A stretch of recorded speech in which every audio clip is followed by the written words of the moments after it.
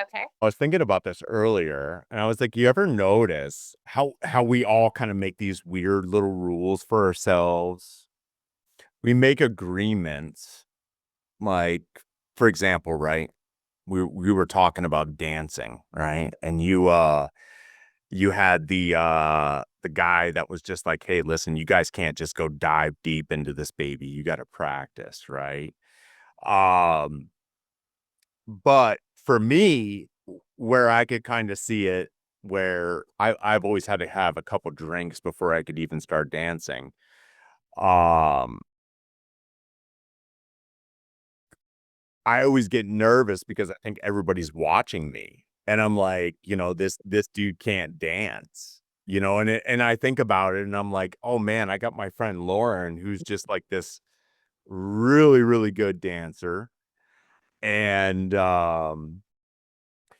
but if you notice, I've already kind of made like this agreement in my head, like Mhm.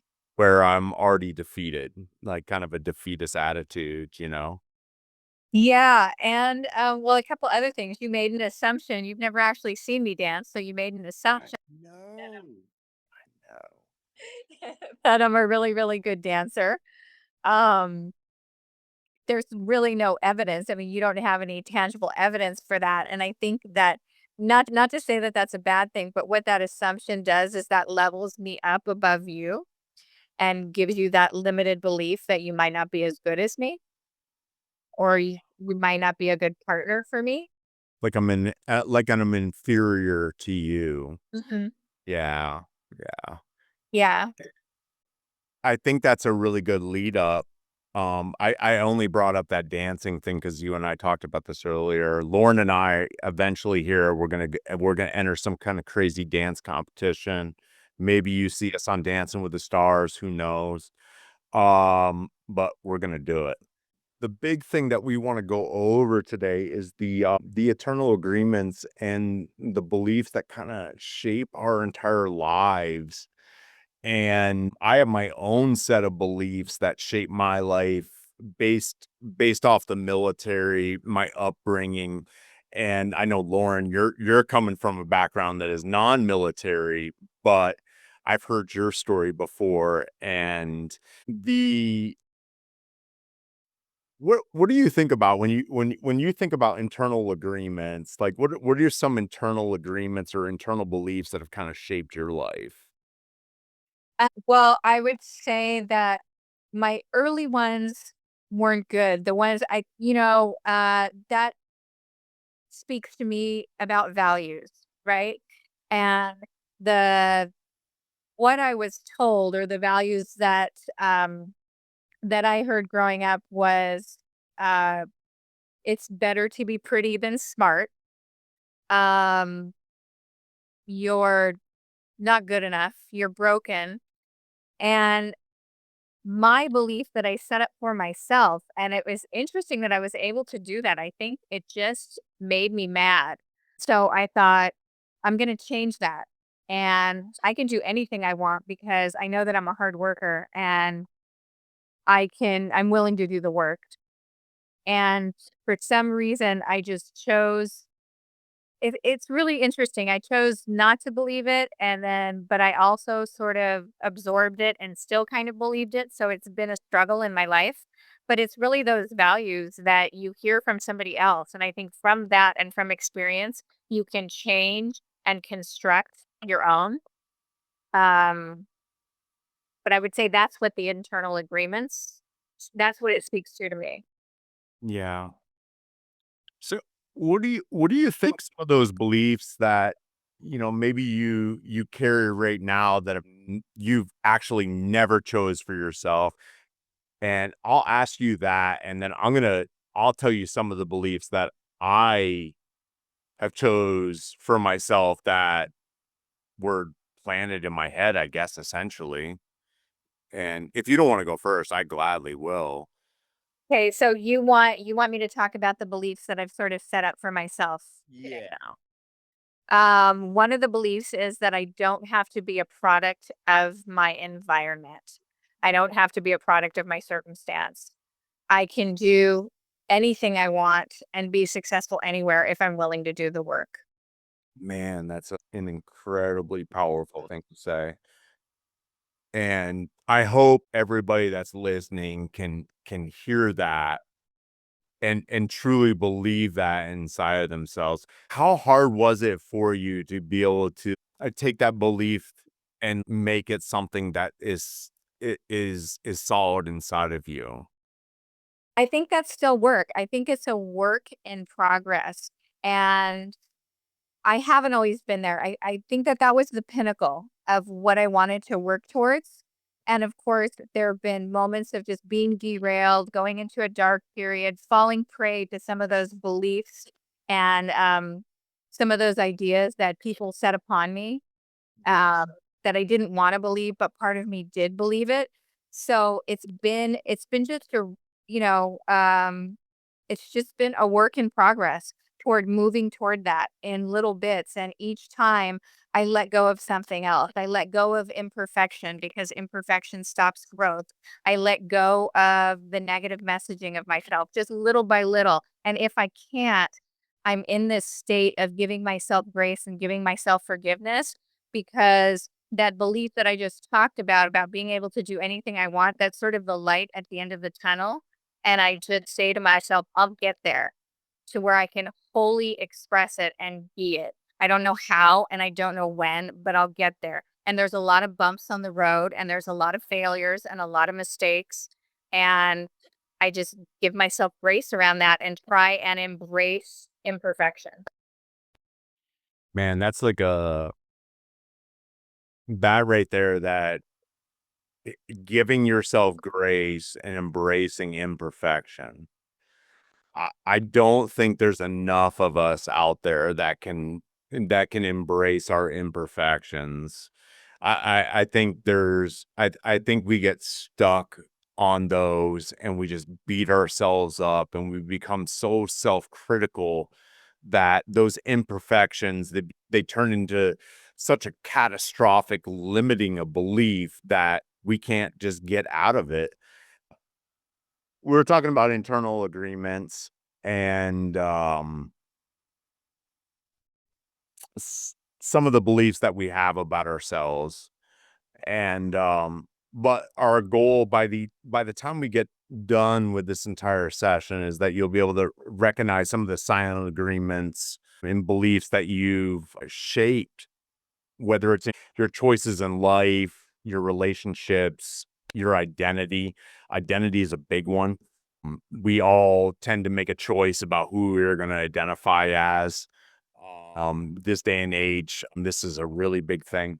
Um, and I think what you're going to end up finding out is that you're going to end up uncovering some kind of silent contract or a contract that you've signed in blood with yourself and probably with others. And you're going to notice that some of these are going to lift you up, and there's a lot of these that are probably holding you back. And I know for myself, I've made plenty of internal agreements. Like, I vow, like, I'm not going to do this.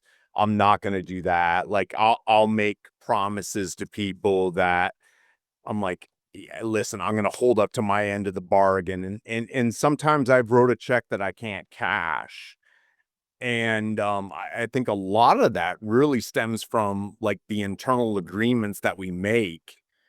Well, I think I love what you said, or what you're pointing to is just that self-awareness of just looking at those agreements, ones that have been constructed for you or not constructed, and really going back to what is your locus of control, that you can change anything.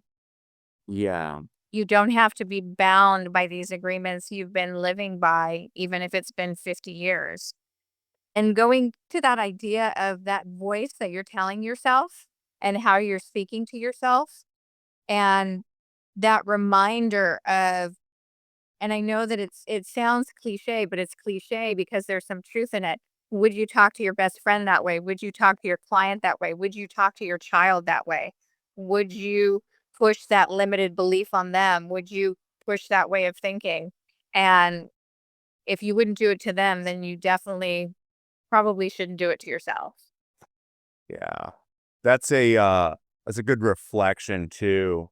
And, if you get too hung up on them and you start becoming too self-centered and they start guiding your daily choices, you're not gonna notice when you're doing bad by others. Mhm. You're just not gonna know it. And, while some might be helpful and maybe they'll but some of them can keep you stuck. And once you're stuck, it's very difficult to get out of that unless you've got, maybe a coach that's going to pull you out of it, maybe a great friend, spiritual advisor. I think many people get stuck though. They're far more disastrous than what they are helpful. Is personally what I believe.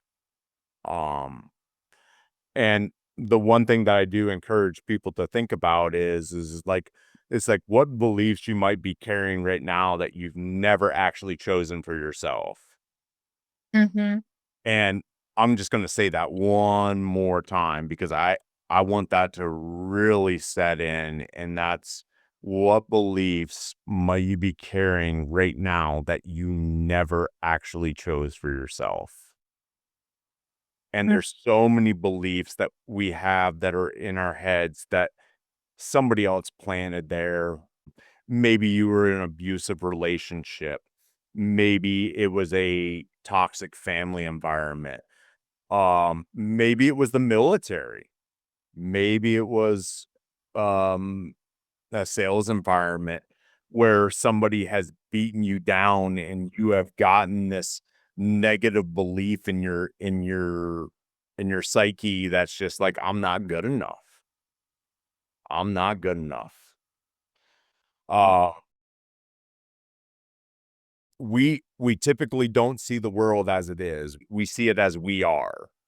And what that means is how how we see ourselves is how we look at the world. The world looks back at us, and the same way that we think about ourselves, that means that we think that the world thinks the same way about us, and that's not the truth at all. I'm fairly certain there's countless people that are listening that have gotten outstanding compliments from people, and they almost come out of nowhere, and that should be a good testament to your humbleness because um most of us that are serving the serving type, we don't necessarily care about the applause. It's, we just wanna make sure that you're okay, that you're taken care of. But on the same sense, you can look back and, if you start thinking that the world sees you the way that you see yourself in a negative light, it can do a lot of damage. I mean, it can do a lot of damage. I've seen this in my children. I've seen this in friends. I've seen it in both men. I've seen it in women, and they will destroy themselves based off what they think the world will see them as. And often, it's kind of be careful what you wish for because I know people also that have such a negative view of themselves and such limiting belief that they almost work extra hard to put out into the universe and have people believe that. So, say that they feel really unattractive or really bad at something, and they'll use humor as a way to insult themselves with somebody else and get somebody else to believe that before they I'm not being eloquent, I'm not being clear, but sort of be careful what you wish for, because if you wish for that or if you think that so strongly and you put that out into the universe, unbeknownst to you, you're getting people to join in that belief instead of listening to the external voices that are telling you something you might not recognize and opening yourself up to that. Oh, wow. Our early influences and beliefs, right? A lot of people we can stem back everything that's in our life to our childhood, right? There's those of us that grew up in the picture perfect childhood. There's those of us that grew up in a maybe a chaotic environment or um maybe it wasn't so much of a chaotic environment, but maybe it was abusive. Maybe not physically, maybe verbally, maybe mentally. Myself, I come from a verbally, physically, and mentally abusive background. And for me, it allows me to be a better parent because I can look back at the things um that my parents messed up on essentially, and I'm like, okay, hey, I'm not going to do that. But that doesn't mean that those don't influence the way that I think today, which for me, I have a hard time trusting adults. I genuinely think us as adults, we can definitely do some damage to each other.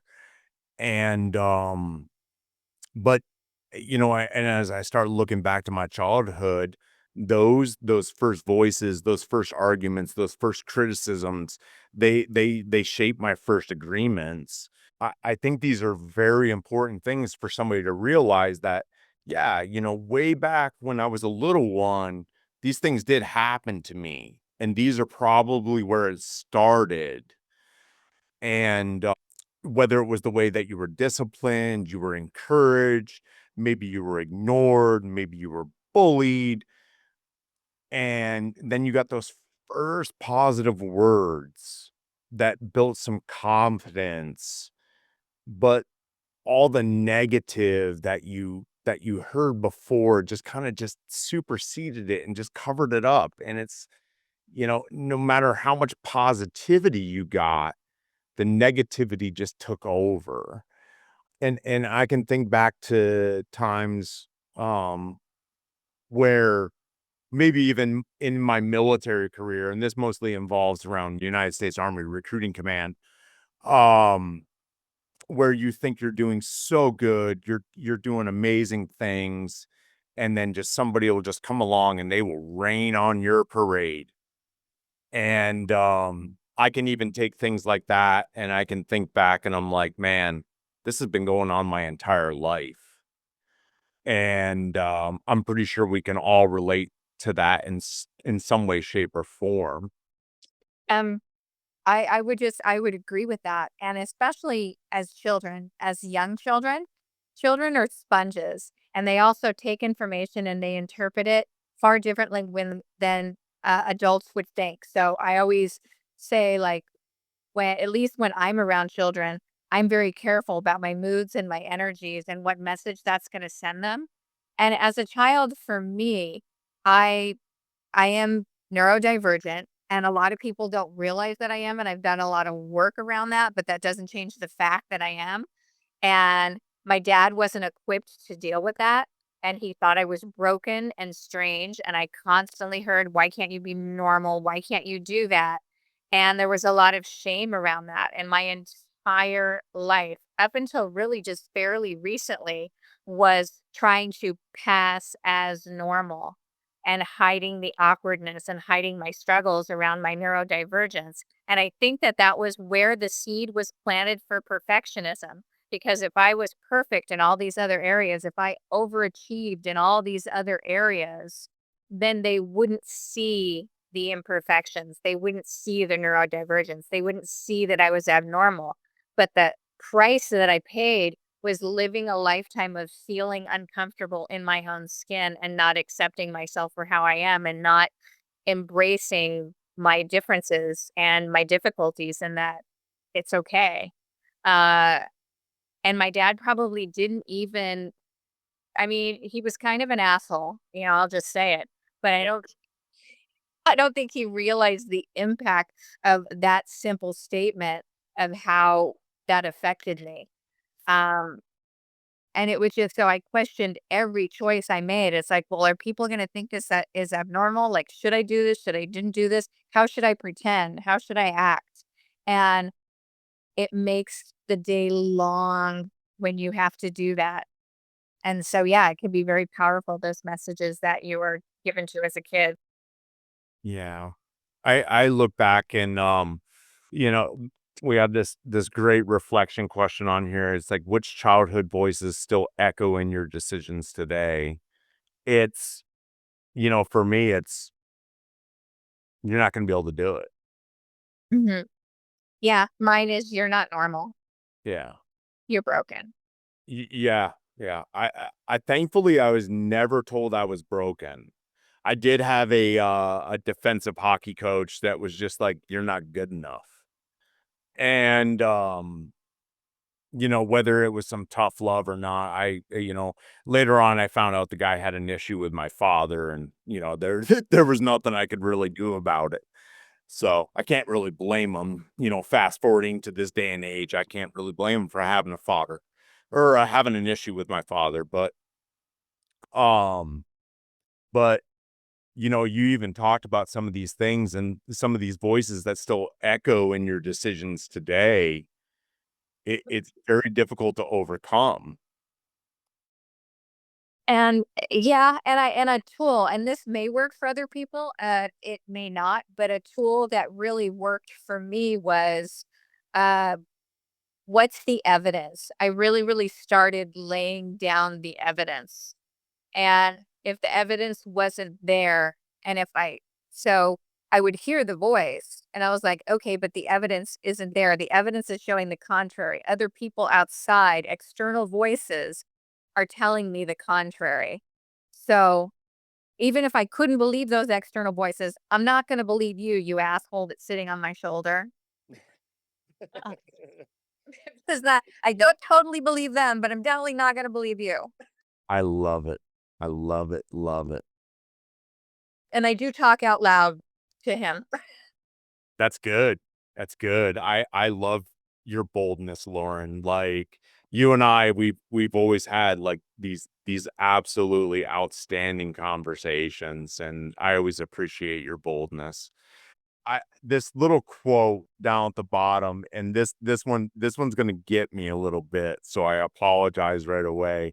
But children are great imitators, so give them something great to imitate. And I'm gonna give you this one might tug at your heartstrings a little bit. And I've always made it a point that when I talk to my children, we talk real. We do real talk, and it's just easier for us.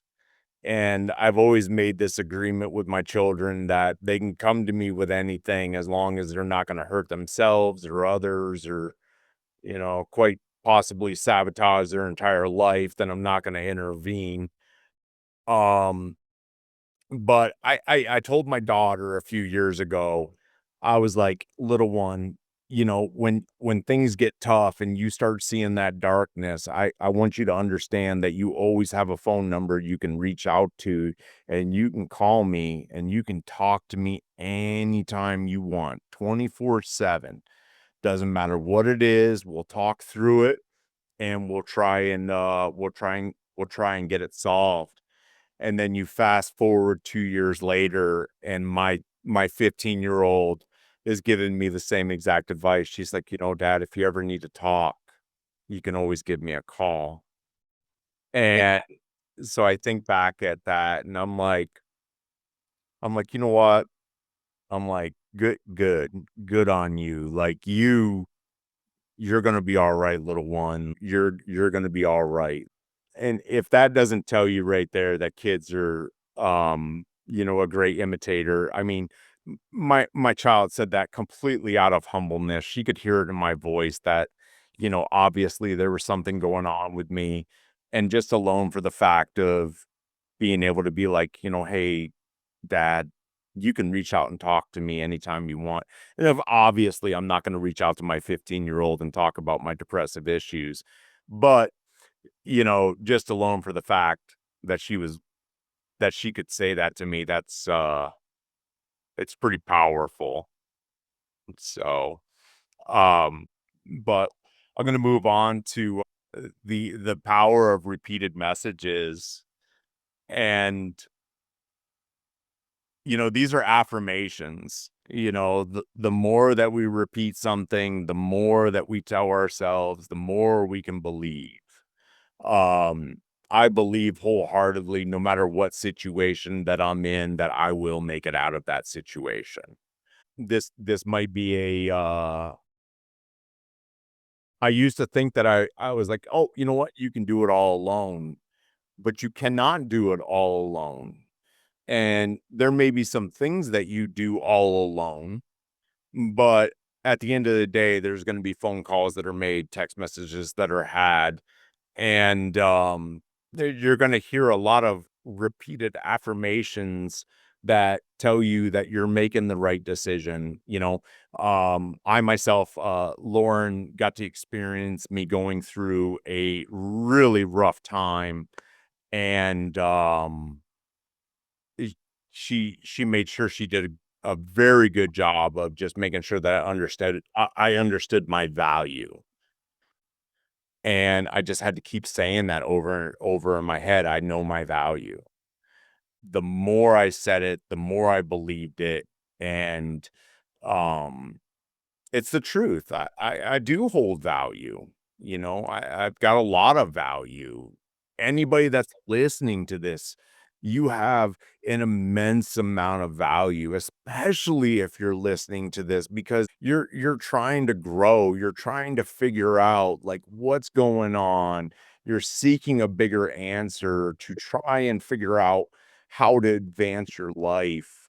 And sometimes we look back at those messages and we realize that we were telling ourselves a lot of lies. And the more we lie to ourselves, the more real it becomes. And I mean, I'm not sure about you, Lauren, but I've lied to myself a lot, and gotten myself to believe some things that were very untrue. Well, what I can tell you is I have been meaner to myself than I've ever been to anybody else. Mm, And affirmations saved me. The power of affirmations, even if I used to put stickies up and it's like, I don't want to be sad anymore. I want to like myself. I just don't want to feel bad. I want to be energetic when I wake up in the morning. I remember my ex-husband used to make fun of me because I had stickies everywhere, and I would wake up and I would read them whether I believed them or not that day. mm, And, you say it enough, it starts to seep in and things start to change even when you don't realize it. yeah. And then here we are today. And here we say. And here we are today. Um, And I would say for anybody, if they could just write one thing, just one thing, and just stick it up on a mirror, on your coffee maker, wherever. And even if you don't say it out loud, if you read it every day, because you know you're going to be at that same space or that same place every day. And it could be anything. It could be something as simple as, I don't want to feel bad anymore. It doesn't have to be anything profound or big, or I mean, it can be, but it can be something really simple too. yeah. Um, I think everybody should definitely reflect on this, and that's, what repeated messages from your past do you still live by without questioning? And think about that. I'm going to say it one more time because what repeated messages from your past do you live by without questioning? Meaning you just let that thought just sit right there in your head. You don't deny it. You don't try to like be like, no, that's not me. I'm not the person they think I am. You know, I had somebody try to convince me into believing that I had a disorder essentially. And this is where we all have to be very careful. Don't let anybody try to talk you into something that does not have a professional degree. Um and I allowed them to talk me into believing that I was like the one in a million true narcissistic person. And I had to think about that for a minute, and I started believing it, and I started, like, reading all this stuff, and I'm like, "Man, I'm really a bad person." And I didn't question it, not one bit. I was just like, "Nope, that's it. That's what it is." And But you know you no, go ahead. you're right. And this is going to lead to the next thing, which is if you tell yourself a lie enough, it becomes the truth. And I started believing it. And I even started telling people that. And I'm like, you know what? This is who I am. And I was like, wait a minute. Wait a minute. This is coming from one source. And but yeah, it's just amazing what if you hear it enough and then you start telling yourself, it will become a truth. It will become a truth. So I know you were going to say something more. No, I was just gonna say in the time that I've known you, I haven't seen or experienced one narcissistic trait from you. No. Oh, believe me, I got some narcissistic traits. I haven't and I'm not saying yes or no, I haven't experienced any. Well, that's good. That's good. You know, a lot of that's probably because I don't make those agreements that I'm going to stay like that. You know, like if I do notice that I have a trait about me and somebody calls it out on me, I'm like, all right, maybe they're right. Maybe they're right. This next section about these agreements that we have with ourselves, I am a massive culprit of promising that I'm never going to let that happen again. I'm never going to do it again.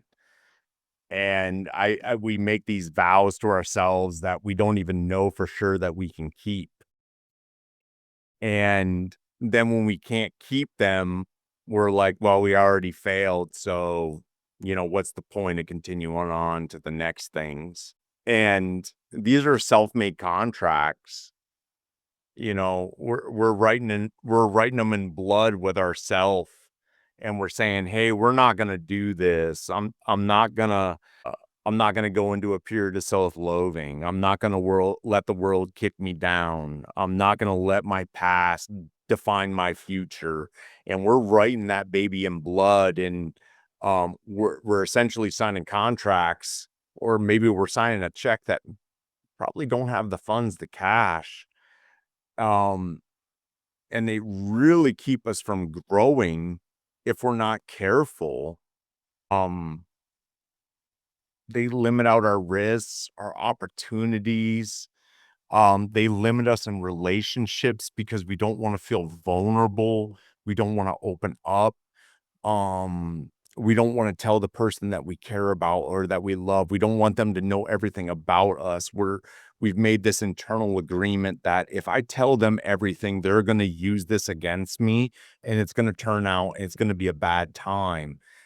And we really, really limit ourselves on our in life in general. And I don't know what your thoughts are on that, Lauren, but I can look back and I can see so many limiting things that I have told myself and how I've held myself back from opportunities and advancing forward and growing.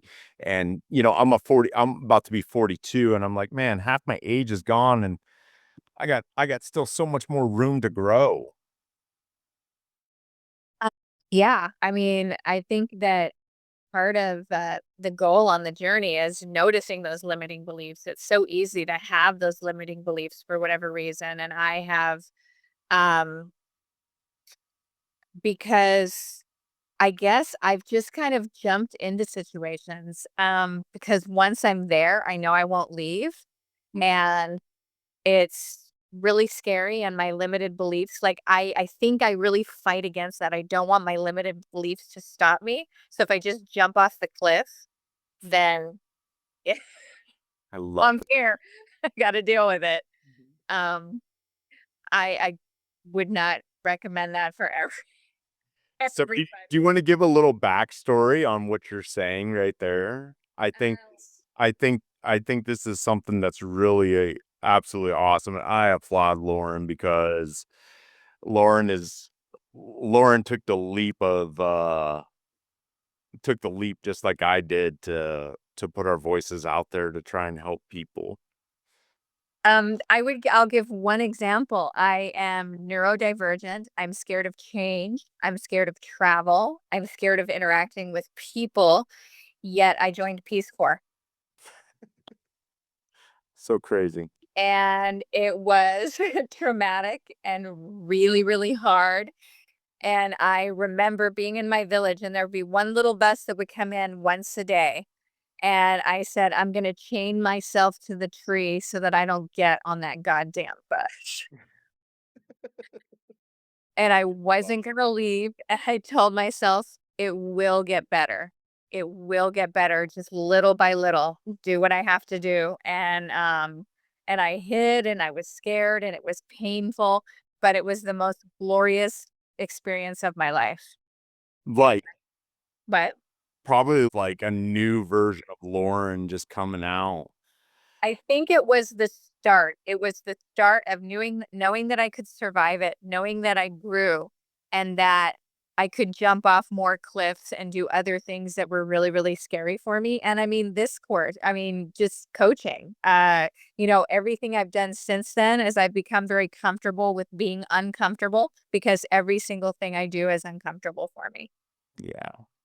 And I'm super thankful for our cohort. I mean, we Lauren and I got the chance to go to school with some absolutely amazing individuals that and we're all so supportive of each other. It's truly a blessing. Um It's the most wonderful thing. Yeah, I'm so grateful for it, and at first I wasn't because I thought, again, people, interaction, connection, look, it's so hard for me, and it's been really wonderful, and this too has been that program was completely life-changing for me, and I feel different now than when I started in it. yeah. You know, so I've got this little reflection question here, and it's what contracts have you made with yourself that are keeping you from taking risks? And you've broken some contracts. You've broken some contracts here, Lauren. I have, yeah, and it was super, super scary, but I don't think I would be where I am today if I didn't. Yeah. And there's something that's very important though. I want you to be very careful, very, very careful what you say to yourself. And especially when you're listening, because if you can talk yourself into something, it's easier to talk yourself into the negative than it is into the positive. And I've gone through some serious trials and tribulations in my life. You know, I deployed to Iraq. Um and I wasn't worried going to Iraq, but I had to talk myself into joining the army. And I really had to listen to myself and be like, no, you're making the right decision. You're doing this for your family. You're doing this for God and country. You're doing the infantry because you want to be bigger than yourself. Um, and then going to Iraq, I made sure that I made sure that I affirmed in myself that, you know what, I'm going to a war zone, but I'm going with guys to my left and right that I fully trust. And I'm gonna come back. I'm gonna come back to my kids. I trust these guys. And when I went to Afghanistan, and I'm gonna flip this to go and be like, I don't know if I'm gonna make it back. I I am gonna hug my kids. I'm gonna give you a kiss. And it's the oddest thing when you're giving your little ones a hug when you got an assault rifle slung around you and you're T minus 12 hours from combat.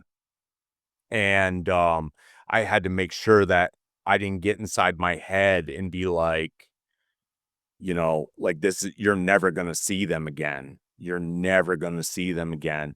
but it was the most difficult thing in the world to do. And I had convinced myself when I heard our first sergeant say, "All right, Currahee, we have our rendezvous with destiny, step off." And we took those steps towards the flight line to be able to get on the plane and fly off to Afghanistan. At that point, I had convinced myself that I was not going to make it back, that I was already dead, and that I would never see my kids again. But when I got over there, I had team leaders that had been in Afghanistan before. And I got a team leader that I'm partnering up with, and him and I are doing a complacency series, and that's Dan Sanders, just a great American hero, just an unsung hero. There's a few unsung heroes that you'll hear me talk about, whether it's Ben Owens, Dario Lazama, uh, Owen Santos, Dan Sanders, Robert Scavolone, who's a Bronze Star of Valor recipient. Um, some of these unsung heroes that we don't normally hear about. I'm pretty sure that all of them had convinced themselves of something before they got over there. But what I realized is that um, once I got there and I saw my team leaders and how much they believed in themselves as team leaders, it gave me the confidence. And going forward, I always there's a term in the military: in order to be a good leader, you got to be able to follow. And I mean, these guys are 2 grades below me, and they're more confident than I am going into Afghanistan. So I had to be very careful what I was telling myself, because very early on, I accepted the fact that I probably was going to die and I was not going to make it back. And lo and behold, here I am today. So, um, I just, and it kind of goes back to that, what contracts you've made with yourself that you're keeping you from taking risks. I had the option of whether or not I could go to Afghanistan or I could stay back and take care of wounded warriors and stuff like that. And I just didn't really find myself in that category of being the person to do that. So I opted to sign a contract with myself that said, "Hey, you're going to go to combat." Um, but since I made that decision, that has limited me on the amount of risks that I will take, because that decision alone that I made ultimately cost me my marriage. It was a decision that ended my marriage. So for me, I have to be very careful on what I sell myself on and what kind of internal contracts I sell myself on. So I know I'm talking a lot, Lauren, if you got something. So No, there was just something that really resonated with me when you were talking about going into combat, when you said, I will see you again, as opposed to I'll never see them again. Even if you're saying that in your head, and where that can lead you, and lead you to thinking that you're going to die. And if you, and I truly am a believer of, like, what you put into the universe, you can have a tendency to get back. And just changing just one word, "I'll see you again," or hugging them goodbye and say, "This may be the last time." It's like, really, really thinking about those words, even if you don't wholeheartedly believe them at the time, because I mean, everybody gets scared, and yeah, it starts to, funnel in, and lack of confidence, and those ghosts come to visit, that always come to visit. But it's like inviting them in and saying, "Okay, what is it that you're saying to me? What is the message you want to send me?" And I'm going to listen and I'm going to hear it, but this is the message that I'm going to take with me. This is the message that I choose to believe. Um, and just embracing that it's okay to be scared. It's okay to be doubtful, but not letting that fully absorb you, and still going forth with, "Yes, I'm going to see you again." yeah. Or, you know, And for anybody that's listening that is a combat veteran, or l- and let's not just limit this to combat veterans. Let's talk about our police force, our EMTs, our firefighters. anybody that puts themselves in danger, we know that each day that we step out and we step into that line of fire, that it could be our last. And if you're listening to this and you've got some self-doubts and whatnot in your head, just know that you're not alone. You're not alone.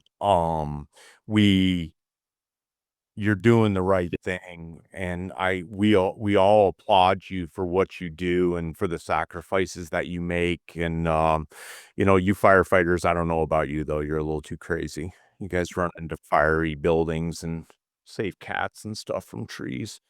So, but got to make a little comedy out of this. So, um but I just hope that you do understand that, how much you are appreciated, even if the world doesn't always tell you thank you, especially for our police forces, because you guys kind of get crapped on a lot.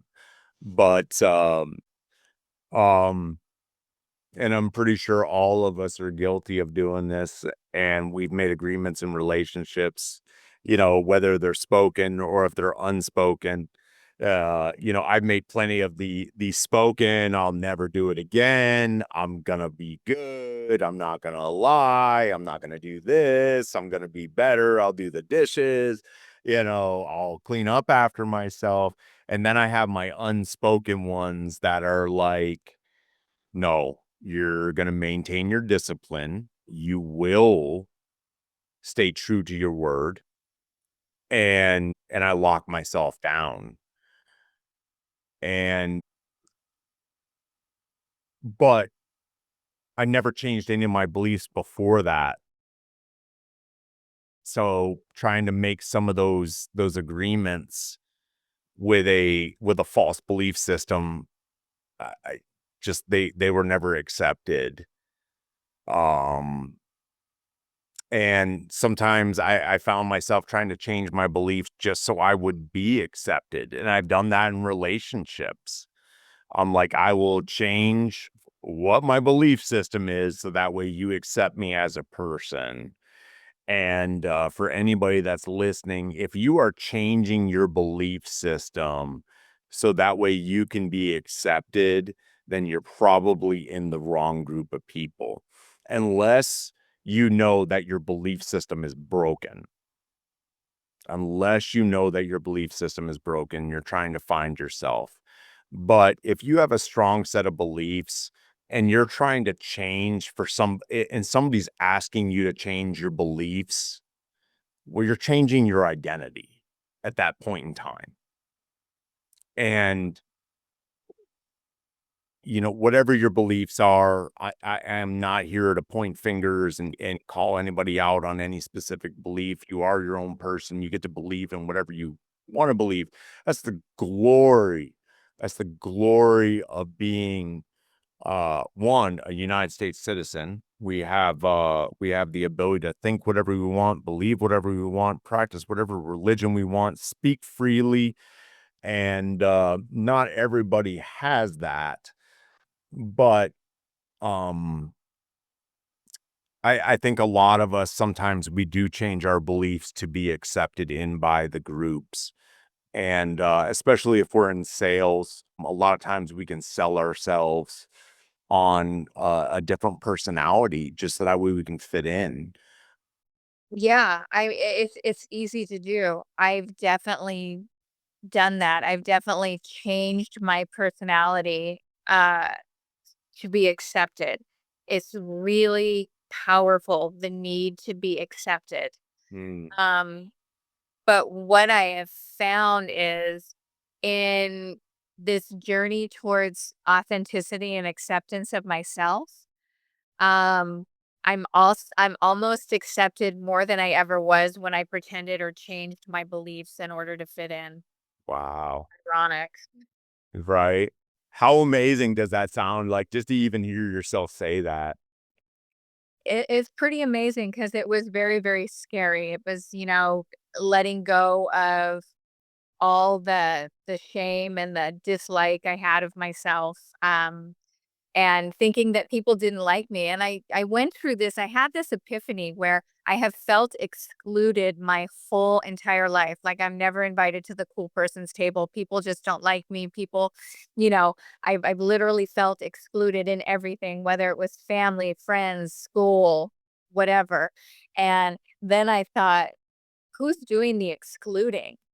And I realized I was excluding myself, Mm. because of trying to hide, and then I'd have to exclude myself so that they wouldn't see, they wouldn't see past the facade. Um, and then when I let go of all that, and I was like, "This is me, awkward, weird, neurodivergent, whatever, highly imperfect. If you don't wanna invite me to your table, I get it." And then the connection started happening. And that kind of feeds into that next thing. Those choices that you made, they kind of shaped who you became. Um, but the difference I can hear in you versus most is that you realized it. You're like, whoa, whoa, whoa, whoa. Like all these choices that I'm starting to make, these are really starting to have an effect on everything.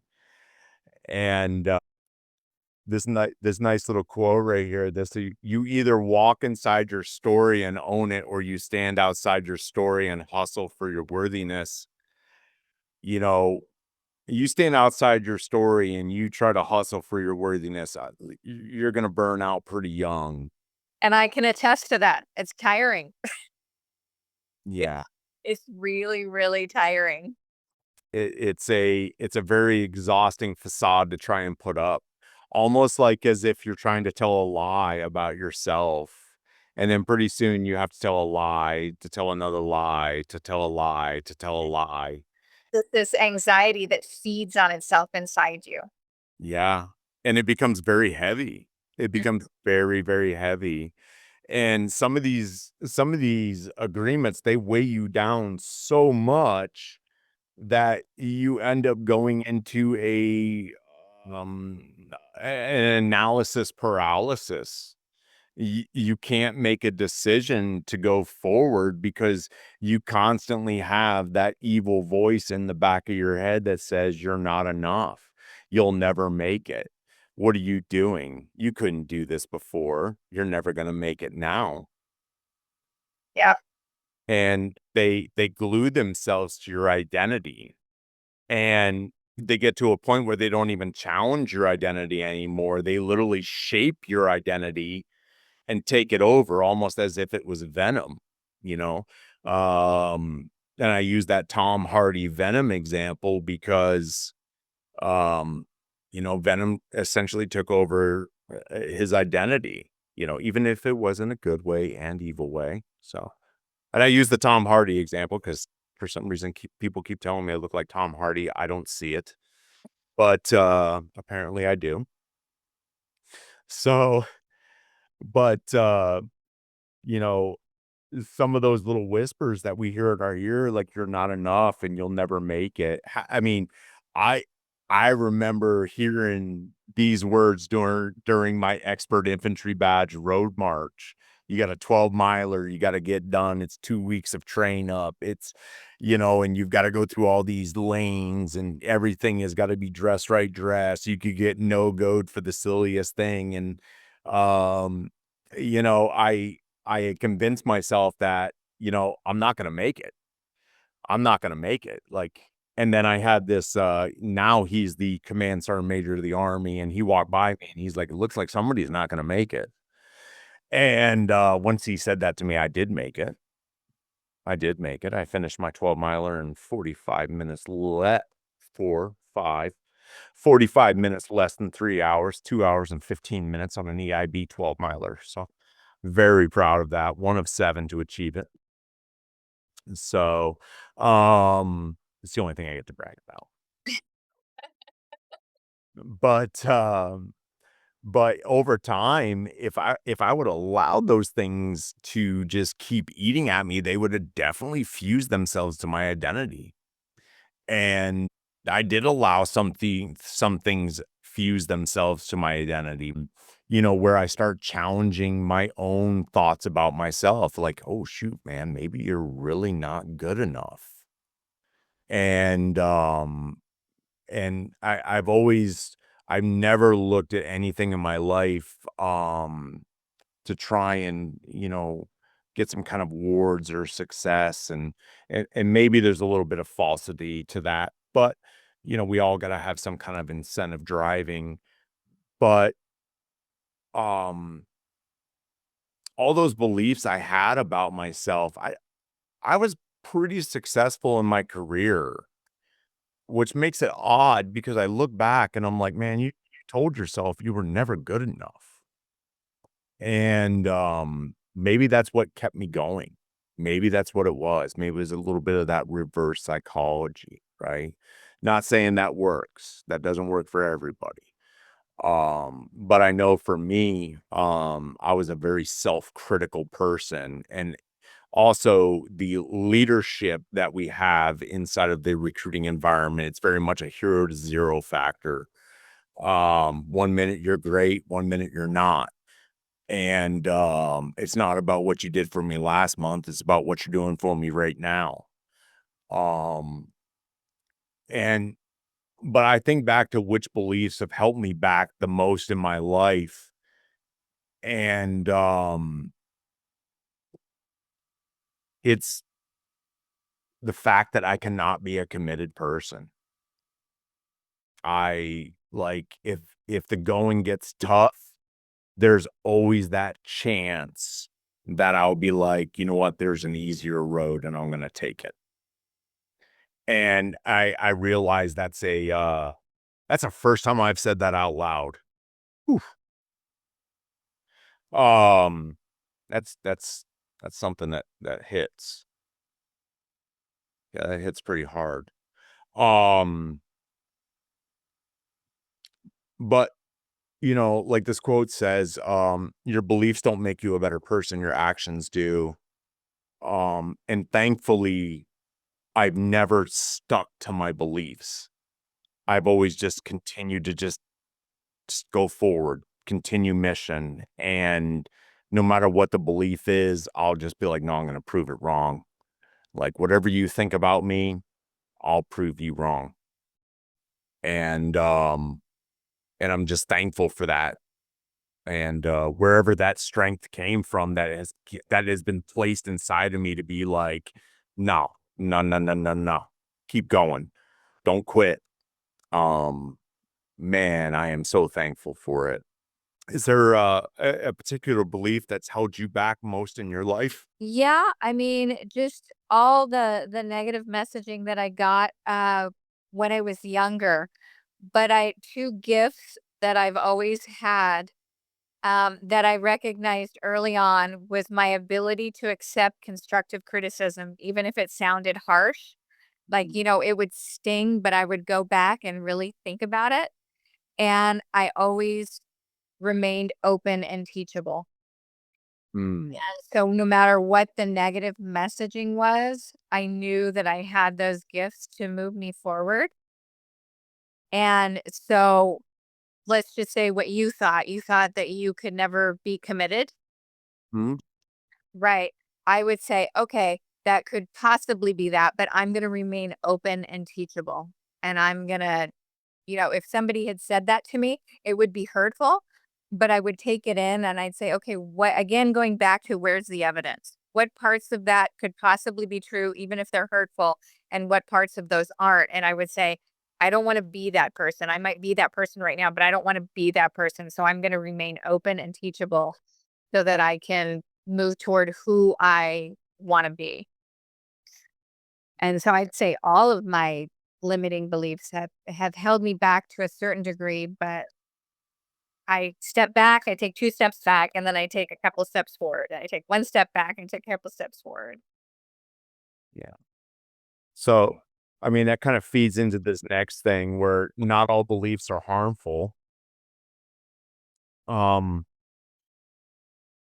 and it's so powerful to hear you say those things, especially, hearing what you've said before, where your limitations were and where your beliefs were, and to the point where you've gotten to be like, you know what? No, I'm going forward.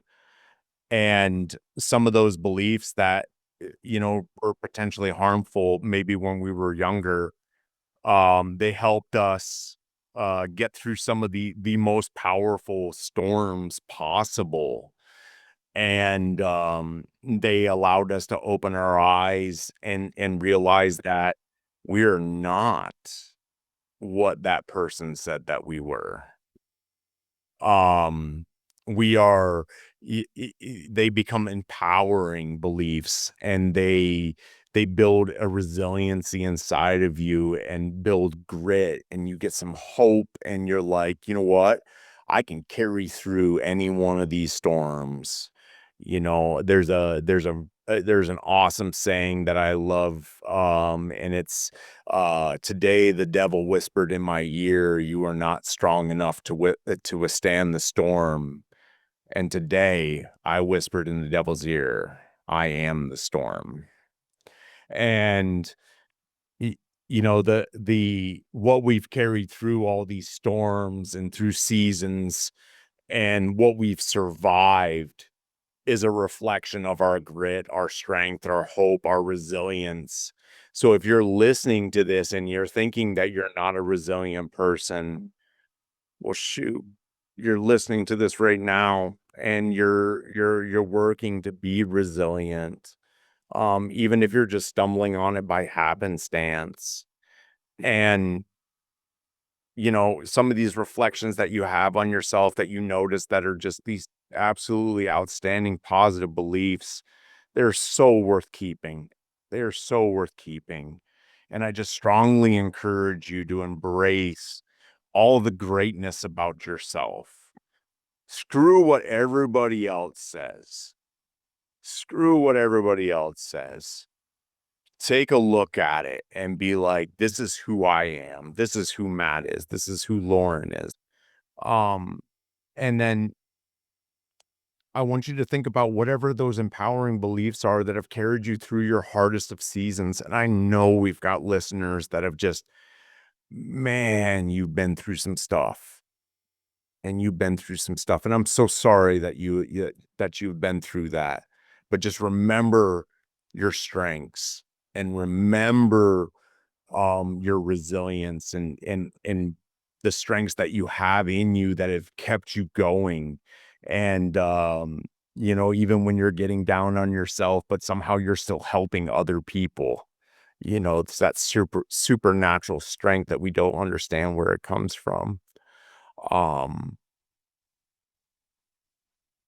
and this quote, whether you think you can or you think you can't, you're right. um it's whatever you sell yourself on. It's whatever you sell yourself on. The little train that could, right? I think I can. I think I can. I think I can. Um, or maybe it's, I can't make it home. I'm not gonna make it home to my kids.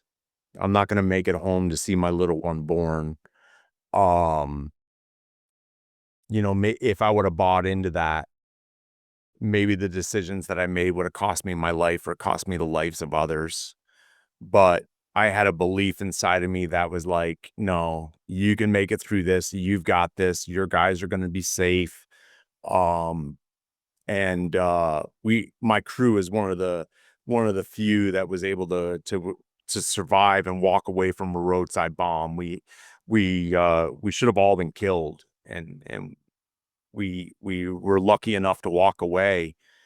And I think that day, and prior to the going out on that mission, I changed my whole belief system. Like, "No, you got this, man. Like, you got this." I had became promotable to staff sergeant very early on in my career. I was only about 4 years in the Army. I had more combat stripes than I did service stripes. And I had to take a look at that and be like, you know what? You got this. And it took guys like Dan Sanders and Tim Avis and a few others that were out there are like, no, brother, man, you got this. You got this. You'll make it through and get home to those kiddos. So, but I look back to my empowering beliefs that have carried me through the hardest of my seasons. And my empowering belief is that I am not in control. I am not in control. I am very firm in my faith. I believe that God has control in my life, but if I decide that I want to deviate from his path, well, then I'm going to accept the consequences that come that way. So, um, through my hardest of seasons, I've stuck true to my faith and stuck with the people that I trust, whether it's Lauren, uh, Brandon Reese, if you're listening. Brandon Reese is a very good friend of mine, brother down in Texas. Um, Served with him over in Iraq. But yeah, but Well, I go think I was just gonna say you hit on some really, really beautiful things there, Matt.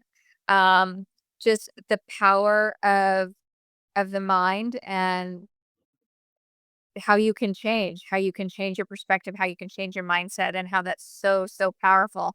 And also, this idea when you think you're alone and you think you don't have support, it might be surprising to many of you how much support really, really is out there.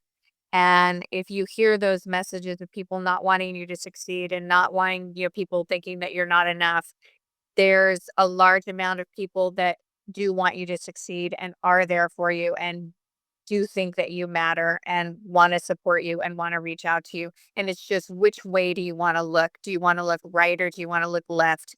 Do you want to look and accept the negative messaging or do you want to look out that road of possibility where there's no guarantees, but it might surprise you the beauty and the support and the strength and the positive messaging you'll find.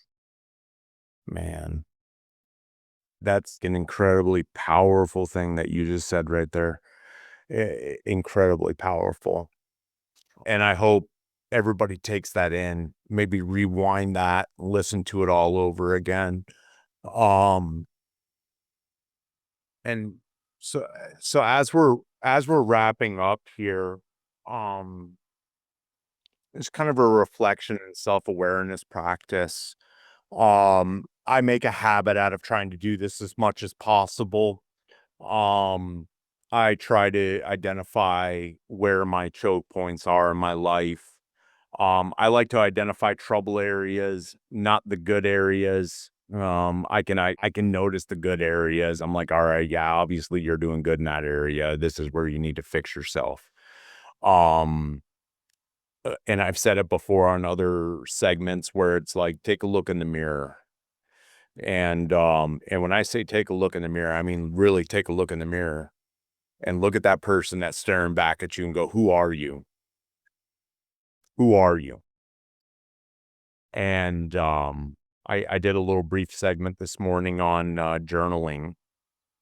If you don't have a journal, I highly suggest investing in whether it's a 99-cent book from Walmart or whatever you can afford, even if it's just maybe recording it on your phone. You need to start getting it out there, what your beliefs are, what your hidden beliefs are. You need to start putting that stuff down so you can start nipping it and getting those things crossed off the list. Like, I don't want to think this about myself, whether it's a self-esteem issue, maybe you're not satisfied with how you look. Maybe it's your physique, maybe it's your actions in life, maybe it's professionally, you're not where you want to be. You need to start bringing those things to light and stop keeping them inside of you. And even if that's putting it down inside of a notebook. And when you share these things, they deepen your clarity, they give you courage to start moving forward. Even if you go to a close friend, a confidant, I have veterans that I go to, I have friends that I go to, I have coaches like Lauren that I go to. and they give me clarity, they give me courage to move forward and help me. And the greatest thing about that is there's no fluff, there's no lie. They're gonna give me the realest of answers. And and just because you make a sudden awareness that maybe there's this choke point in your life that you've just really messed up, that doesn't end your journey. That does not end the journey at all. In fact, you just found ground zero. You just found ground zero. And that's the foundation for transformation. And, you know, if you, once you identify that and you know it and you've been so honest with yourself, you're so aware, you're so open, that foundation is so solid, it's so packed full of rebar. And, I live in California, so I'm gonna use a San Andreas fault, you ain't gonna crack it. You're pretty, you're pretty solid. And, I just encourage everybody to think about that, that your awareness of yourself, even in your mistakes, it doesn't end your journey. It just gives you a solid foundation for transformation. And, I apologize, I'm losing my voice a bit here. Um, so, um, but I don't know if you have anything to add on to that, Lauren, at all? Mm, I'll just say this last thing. If journaling isn't for you, and it might not be for everybody, and it might be something that maybe you have to ease into slowly, there's a little thing that I used to do is, um especially on days that were really hard or really dark, I would force myself to focus on 3 things that went well that day. And sometimes I would have to dig deep, and sometimes I would have to think about it for, like, half an hour. But guaranteed, there was a dog that ran up to me, a person that smiled on me, a person that gave me their parking space, somebody was nice to me at the grocery store. Um, but those things matter, and on days where I was really, really down, it turned it around for me, that because it's so easy to focus on the negative and focus what we don't do right, what we aren't, instead of what we did do right, what we are, and how people connected to us in a kind way. Yeah. And that's a powerful message in itself right there. Um, but we're gonna leave you with just one thing. And this is something for you to reflect on to the next time you hear from us. And that's, if you could rewrite just one belief today, which would it be? And your awareness is the greatest agent for change. Your self awareness is the greatest agent for change.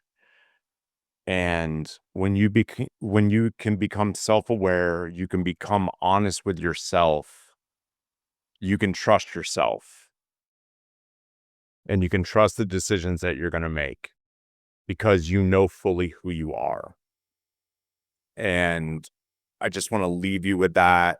And I want you to be able to reflect on that. And is there anything you want to close with, Lauren? I just want to say thank you and come from a place of gratitude for anybody who has listened and joined in. And I appreciate it. And I appreciate all of you. And Yeah. that's it. It's an absolutely great session.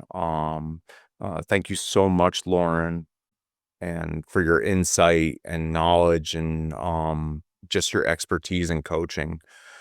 Um, and for everybody else, until the next time we talk, live on purpose, speak life, be humble, and take care of each other, and you're never alone.